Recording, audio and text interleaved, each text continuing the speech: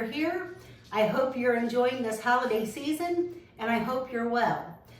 Thankfully, I am doing better than I was, and I'm starting to feel better. So I thought tonight I would share with you a recipe for one of Andy's favorite holiday treats. He loves eggnog, and we only usually get it, of course, at the holidays.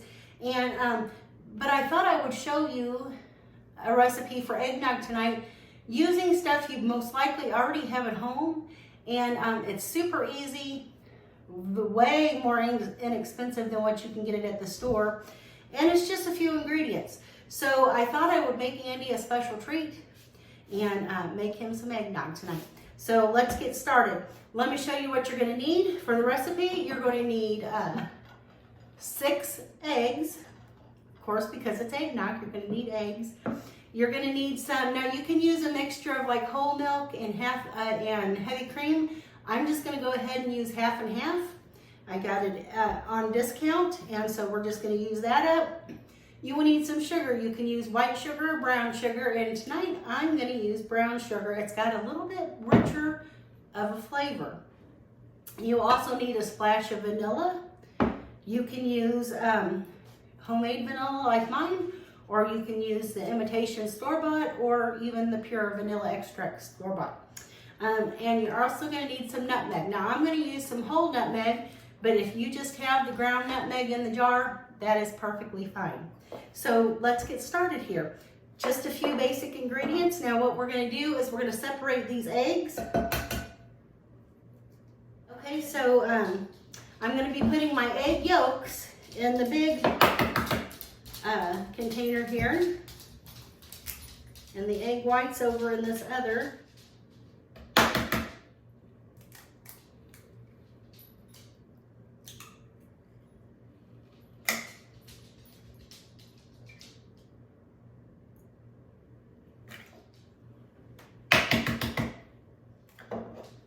And we will reserve these whites for later on in the recipe.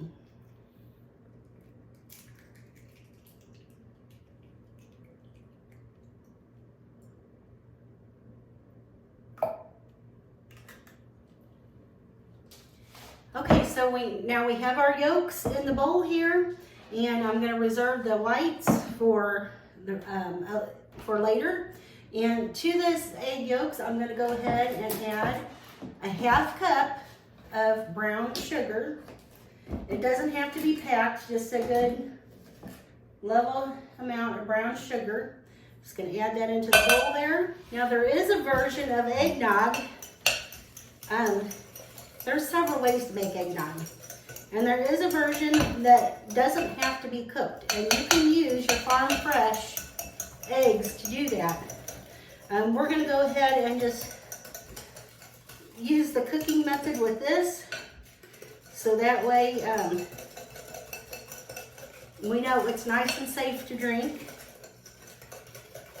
And so I'm just going to mix my sugar and my eggs in together, and then we're going to grate some nutmeg into here. I couldn't find my rasp, but I'm just going to go ahead and use my little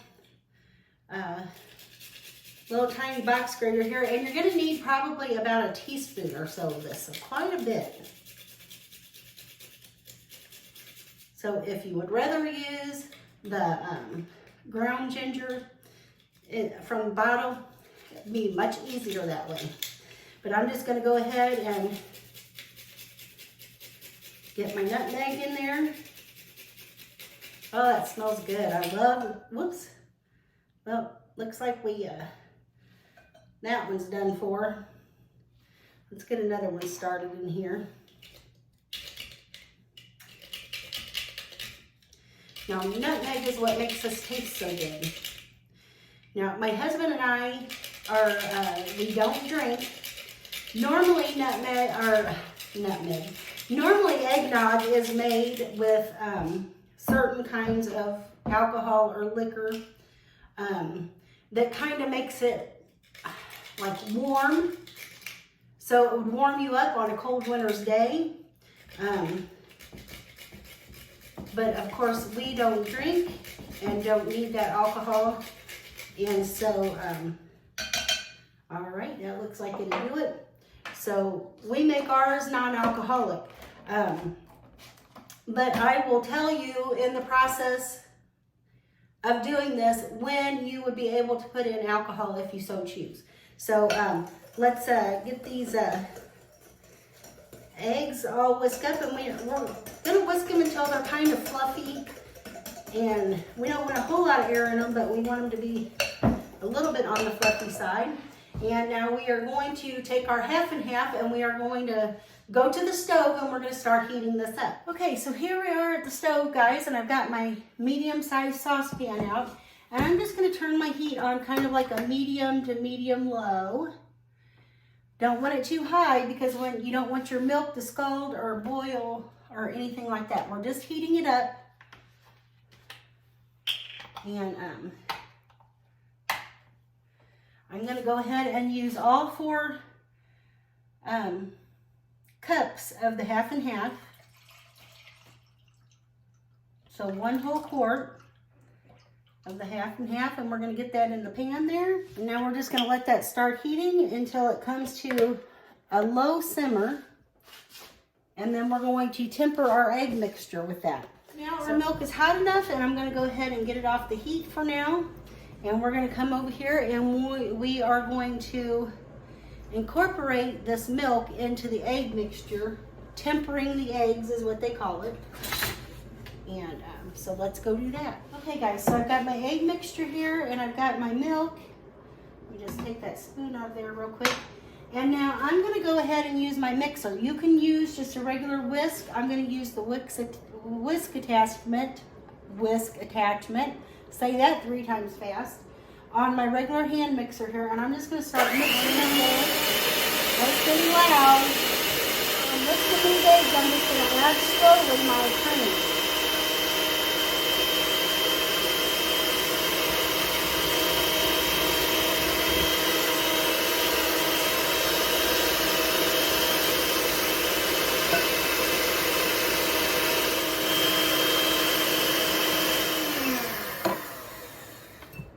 Eggs are tempered, and it looks really good here. They've cooled down a lot, and I'm going to go ahead, but I am still going to use just a little strainer to pour them back into my saucepan, just in case anything kind of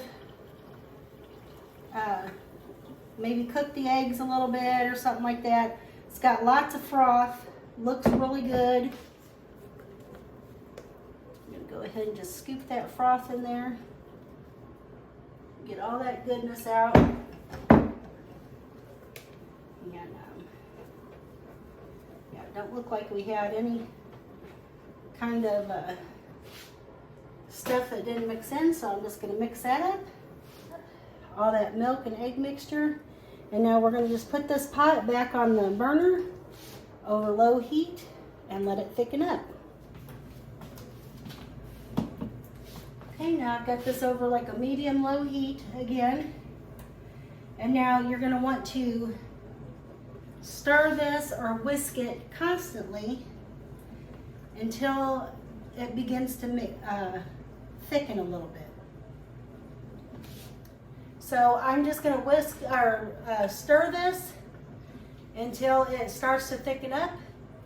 And when it gets to the consistency that it coats the back of a spoon, then it will be ready to be taken off the stove.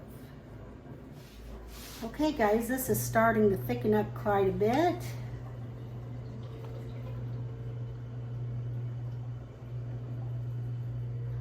And now let's see if it's going to coat the back of our spoon. If you just dip the spoon in and you see how it clings onto the spoon, if you make a line in your spoon and it doesn't close up immediately, then it's done. So this is starting to simmer. Hey guys, so I'm going to take my hot eggnog now, and I'm going to go ahead and pour it back in the bowl where I had the eggs. I rinsed it out. I rinsed the strainer out, and you really only have to strain it once. You don't even have to strain it at all, but I just want to make sure mine's nice and smooth and there's no lumps of eggs or chunks in it. And yeah, look pretty good. And so now here is our eggnog partially. Here's our eggnog. We're going to finish it off, but we have to let it cool down first. So I'm going to put some foil, plastic wrap on this. And I'm going to get it in the fridge. And then while it's cooling, we're going to use the egg whites. And so I'll be back in a few minutes. Okay guys, so while that mixture, the egg and the milk mixture, is chilling in the refrigerator, I'm going to go ahead and whip up some of these egg whites. I'm going to get just a little touch of sugar to go in them. Okay, now we're not going to make these egg whites very sweet because the eggnog mixture is already sweet. But I'm just going to use about 3 of the egg whites here. I'm going to throw them in my KitchenAid mixer. And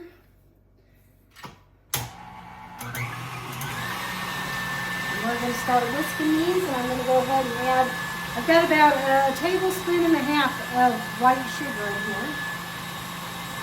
I'm just going to add that to it. And we're going to whisk these until they form stiff peaks.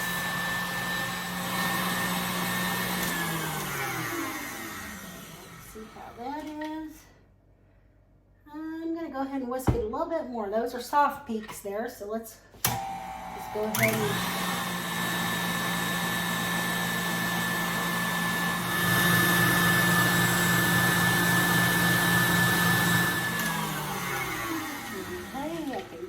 and bet that's, yeah, stiff peaks. Very good.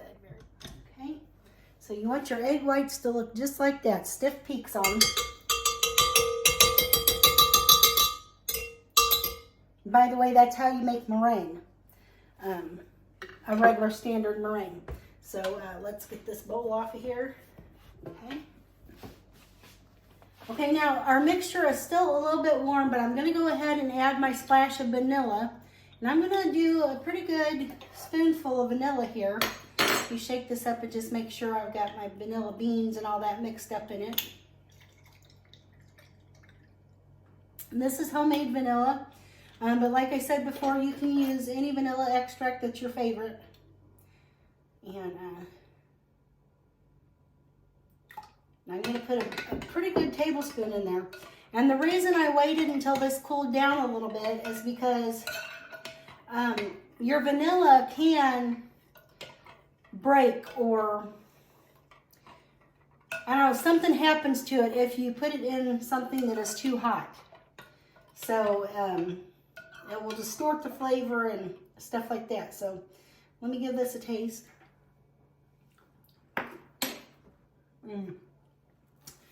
That made it so much better. So we're going to continue to let this cool down, and then we're going to mix a little bit of our meringue into it. Okay guys, so let's finish this beautiful eggnog off.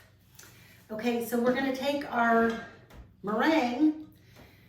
Since this is eggnog, why not use the whole egg, right? So we're going to take our meringue, and we're just going to fold quite a bit of it into our eggnog. Just kind of mix it in there. It will make it nice and velvety and creamy and even that much more delicious. And this is how traditional eggnog in most places was made. They didn't waste any of the egg parts, and traditionally eggnog wasn't cooked, and it had plenty of alcohol in it, but we're not going to do that. So anyway, I'm going to pour me some eggnog, and we're going to give this a taste. I cannot wait. We're going to use one of our special little Lampoon's Christmas Vacation little cups here.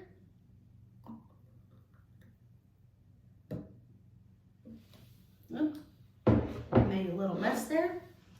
We're going to get us a little dollop of the meringue right on top.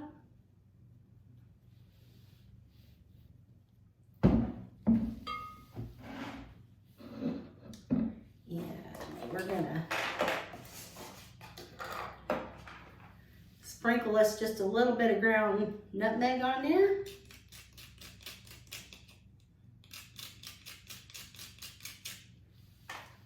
There we go. And we'll serve it with a cinnamon stick. Isn't that lovely? It's so pretty.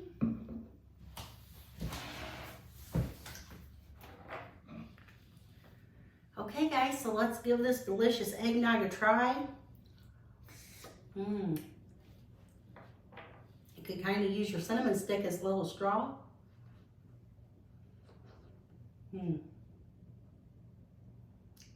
Oh yeah. That is so good. It's so delicious and creamy. Way, way better than store-bought. You really need to try this recipe. Super easy, just a couple ingredients you probably have right at home.